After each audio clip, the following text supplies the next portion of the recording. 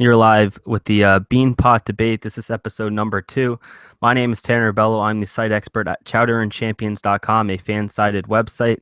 And we're going to get into it today. Alongside me is Evan Cook. What's up? And also alongside me is Justin Doyle. Hello. And we're going to get right into it. We're going to talk about the New England Patriots and their win over the New York Jets. It was a 41-3 win on Christmas Eve. And then we're going to talk about specifically the playoff structure and the injuries around the NFL and how that relates to the Patriots' playoff chances and how far they can get and maybe reach the Super Bowl. So I'm going to hand it off to Evan Cook, and he's going to give me his thoughts from that New York Jets win. Patriots win. My bad. Wow. Wow. Wow. I mean, I guess they won if their goal was to lose, but I mean, on Saturday it was almost embarrassing, really, for the New York Jets. The Patriots did pretty much everything right. In the first half, you got away ahead by so much. Come the second half, you really just put on cruise control, and you still scored 2 touchdowns just by giving it to Blount. Well, Lewis and Blount.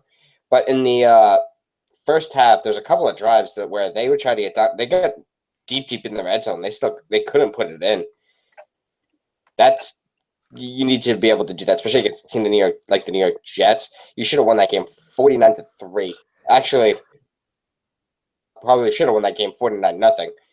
But besides for that, I thought they destroyed them more than what the score indicated. And looking at the playoffs, you gotta hope that the Raiders end up dropping down to that 5th spot.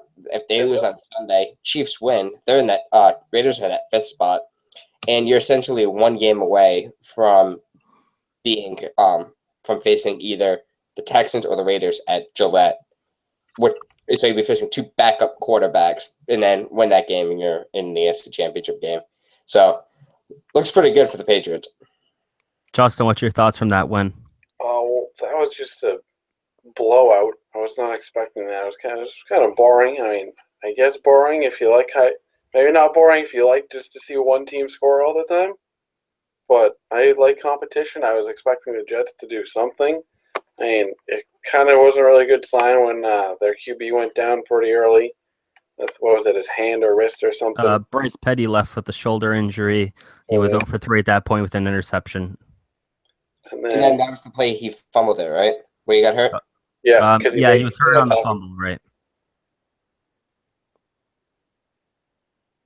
Couldn't just get anything right, and then sad to hear, but luckily for the Patriots, Derek Carr's got a broken leg now, so that helps their chances. But it's sad to see that Derek Carr had a broken leg, but it helps the Patriots. So we'll see. Yeah, it's pretty disappointing. He has a broken leg. Marcus Mariota, the Tennessee Titans, has a broken leg, the similar injury. And it kind of stinks, I agree, because I did want to see potentially an Oakland Raiders, New England Patriots AFC Championship game. And it does look like the Patriots will be locking up that number 1 seed, but they still have to win against the Miami Dolphins. Not necessarily, but they should still go out there and get the W. The Miami Dolphins are in the playoffs, but they're also trying to move up to potentially the 5 seed.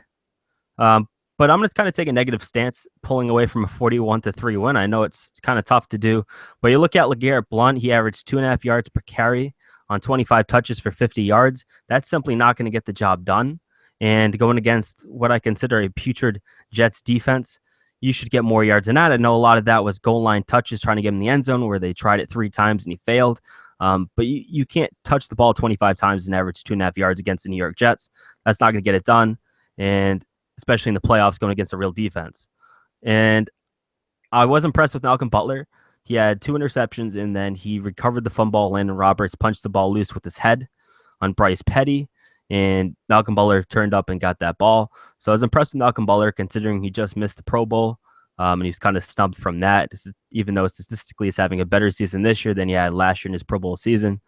But overall, I think the Patriots could have had a better game. I know 41-3, it's kind of insane, but we can go and we can look at all these positive moments to take away, but it's important to look at the negatives, considering your opponent was such a bad team in the New York Jets.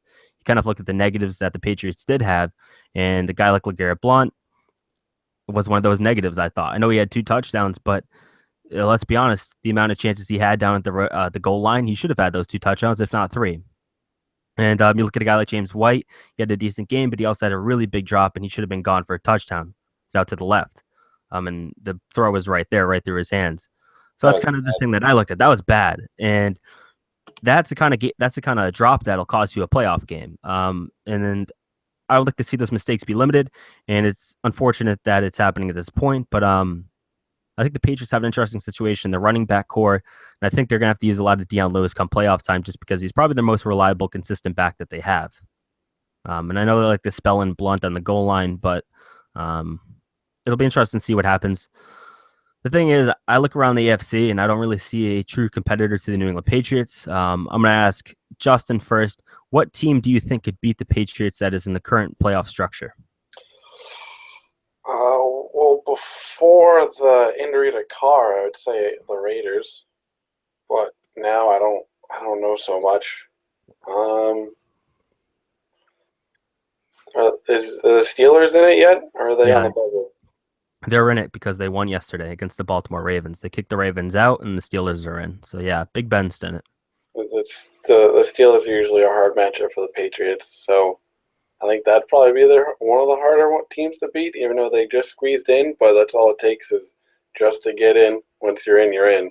And then if you win, you win. So, but the Steelers always give the Patriots a hard time.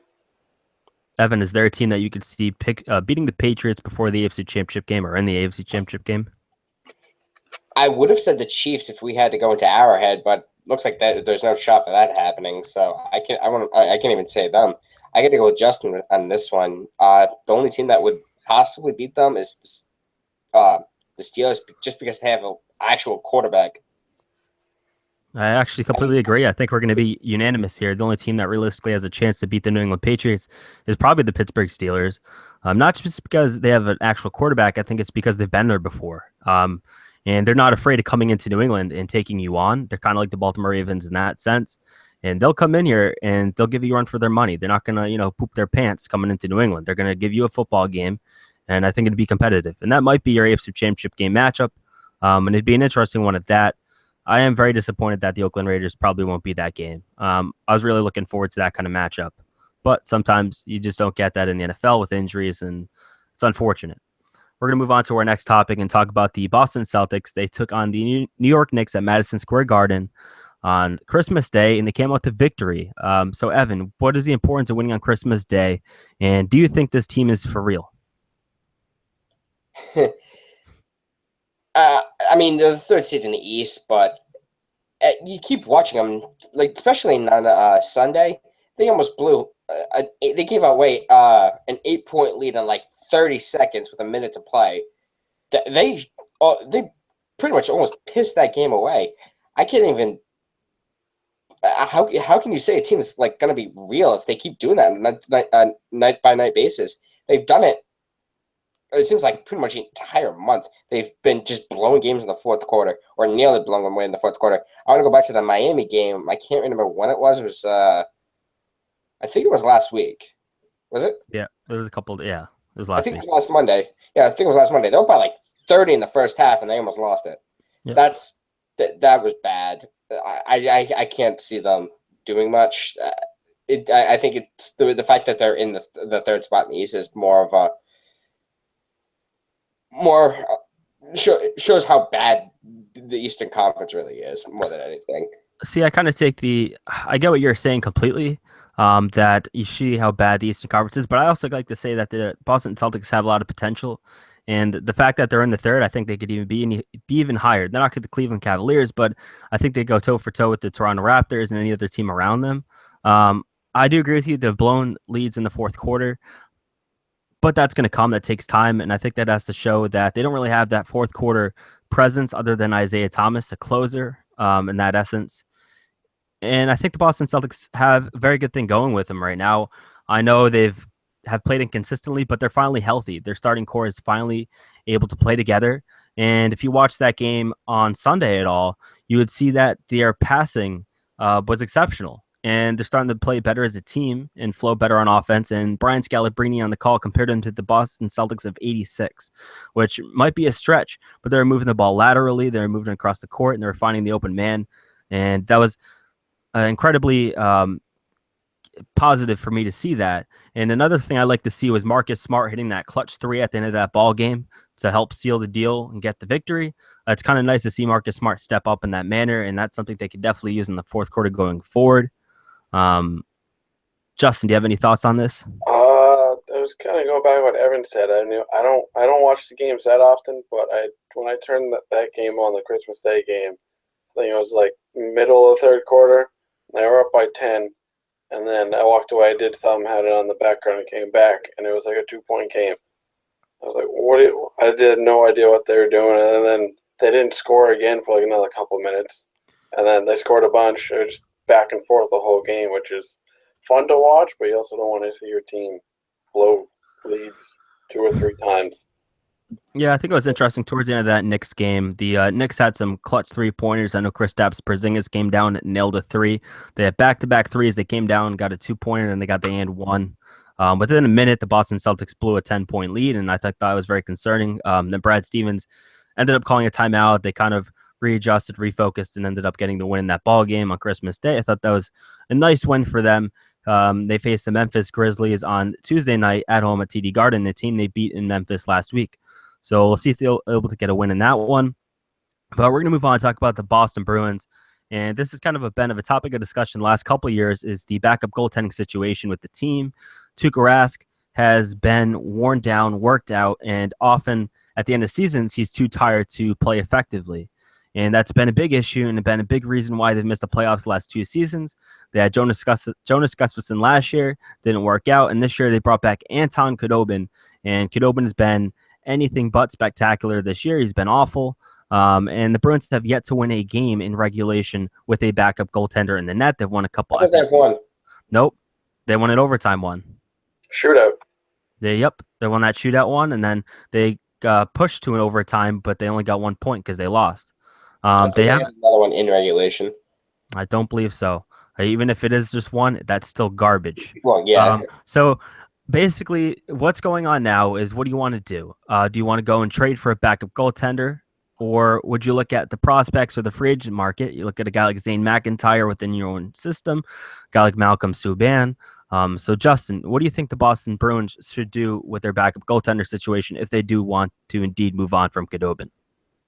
I definitely wouldn't trade. I don't think you'd get anything good, or you'd have to trade something a lot better than what you would get in return.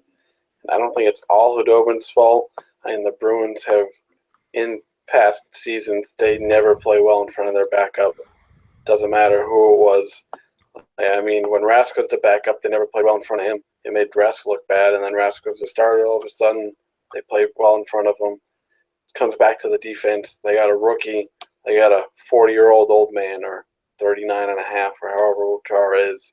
Then they have 4 or 5 other third pairing defensemen, and then they have 2 or 3 other rookies in and out of the lineup every other day. So there's not much chemistry on the defense. I think they're partially to blame. But if you were to move on from Khudobin, I'd go with McIntyre because he's proved that he can play. I think he can definitely help. I don't know, again, because the Bruins don't like to play in front of their backups, but I really don't think Khudobin's to blame at all. And like you said, they do need a backup because Rask always gets tired and he plays way too many games. So before I hand it off to Evan, the game that Khudobin ended up getting that one win out of was the Carolina Hurricanes Boston Bruins game on December 1st, where the Bruins won 2-1 in overtime. So that was the one win he has this year. But Evan, what do you think the Boston Bruins should do with their goaltending situation? Before Khudobin went out to Carolina, he was still a pretty good goaltender with the Boston Bruins. His save percentage in 2012, 2013, when he actually was like a backup to them,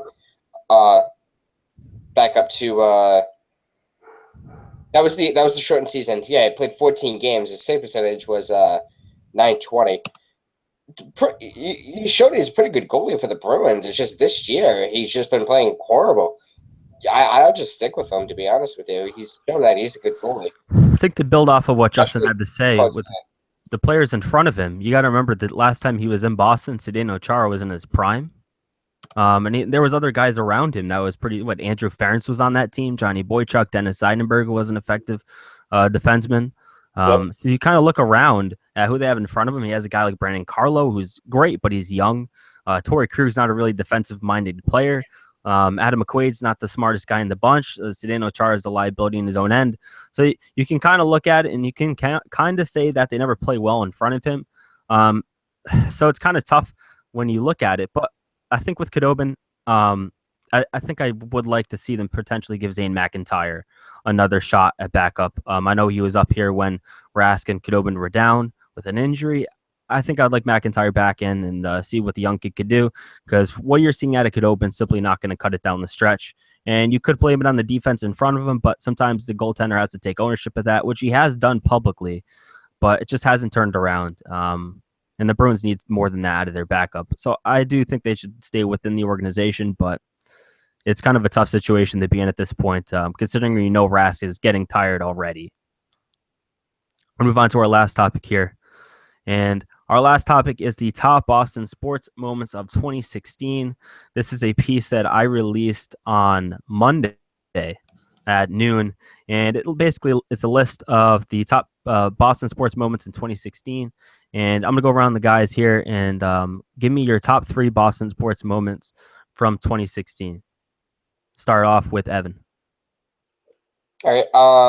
The top one I definitely have to go with just David Ortiz's magical season. He's been the centerpiece around that offense since I'd say 2004, but you can make the argument even 2003 it was mainly him.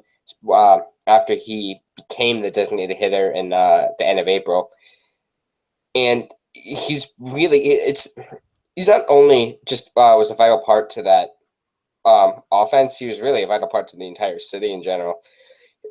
Him losing Cam is going to be a huge loss, especially after the season he went on last year. That was just ridiculous. So that's definitely something that's going to that season's just going to stay around for years. The next one I'd probably just have to go with.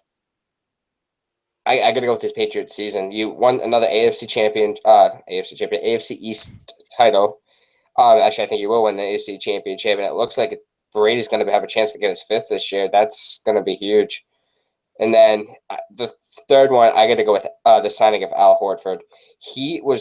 It's really the first time somebody has been able, the Boston Celtics have been able to sign a big-time free agent, something that they have never been able to do. And you finally just broke out of it. That can change things in this for the Celtics going forward. All right, Justin, do you have any? I'm going to do it in reverse order. I'm going to start with number 3. I'm going to go with, excuse me, the signing David Backes. The idea of that, I mean, he was a big free agent on the market. There were a few teams after him. Bruins were able to land him. The hope was for him to bring in some veteran-minded offensive talent. He scored 20 goals a season for 10 years almost 20 goals. He was a captain of the Blues, so he can bring over leadership to the team. And then the weird thing I saw him sign Backes, so I was like, all right, so they're going to trade Spooner or maybe some other center because they have not too many, but enough where they can get away with trading another one and put him at center. But then they put him at wing, and I don't think he's comfortable there. But that's still a big signing, so that's why it gets number 3. 2 would be Blunt reaching 1,000 yards, and it's well deserved. I mean, he's been real close past couple seasons, I think. And then I think he's got 16 touchdowns as well. That's a big number for him. 17. It's the number 1 team record too for a single season. Yeah. Okay. So that's and then gonna have to go with Evan with number 1 and be David Ortiz. I mean, he can't. There's really nothing else that happened this year that will pass that. I mean, almost every single year, David Ortiz just told the whole team to hop on his back and he'll take care of the rest. Like, you put me up a battle, hit a home run, win the game, we go home. Just over and over again. And then he's the face of the city. I mean, everyone loves him. Yeah, I think that's a very good point, and Ortiz definitely makes my list as well. But my number three is I'm going to start with the American League East champion Boston Red Sox. They finished last 2 seasons in a row, and this year they came out. They won the AL East. They told everyone we are for real. They got David Price. They got a Cy Young winner in Rick Porcello, an MVP candidate in Mookie Betts. You look at the youth on the team: Xander Bogaerts, Andrew Benintendi. We got Jackie Bradley Jr., who finally decided to put somewhat of a consistent offensive production together. Haley Ramirez got his act together. Dustin Pedroia finally looked healthy. His wrists were finally looking good, and he had a very effective season for the Boston Red Sox.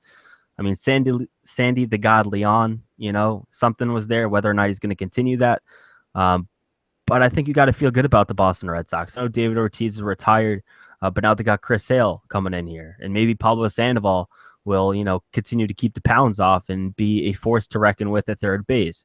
So I think it's an interesting situation that got going on. But winning the AL East is a big deal after 162 game season.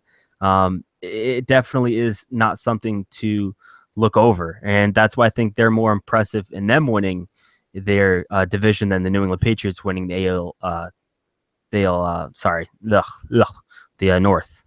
Um, yeah, sorry. So I think that's more impressive. I think the Boston Red Sox winning the AL East is a big deal, but I think that's why it sits in my third spot. My second spot is going to be Tom Brady. It's going to be his 201st career win with the New England Patriots, and it's essentially basically just building upon him being the greatest quarterback of all time and Brady just being better than everybody else. He passed Peyton Manning, and he continues to build on 201, 202, 203. And you kind of look at this quarterback, and he's breaking records every day, and he's putting it out of reach. He's continuing to build upon these records. And yeah, he passed 201 wins. And the thing is, he's going to keep on going up. Is he going to hit 220, 230, 240? And he's going to just put it out of reach. But these records probably will stand for a very long time. And I believe that. And the fact that he's doing it coming off of a 4-game suspension and he's in the MVP race and he looks like the greatest quarterback currently. You look around the league and he's probably the number one quarterback. Maybe you throw Matt Ryan in there, maybe Dak Prescott. But you look at Brady and he's having an MVP caliber season at 39 years old. And the fact that he got that, wins mean everything in football. And this is one of the biggest records, I think, for a quarterback. And I think it's the same thing for a coach. If you can get the most wins at your position, that's a big deal.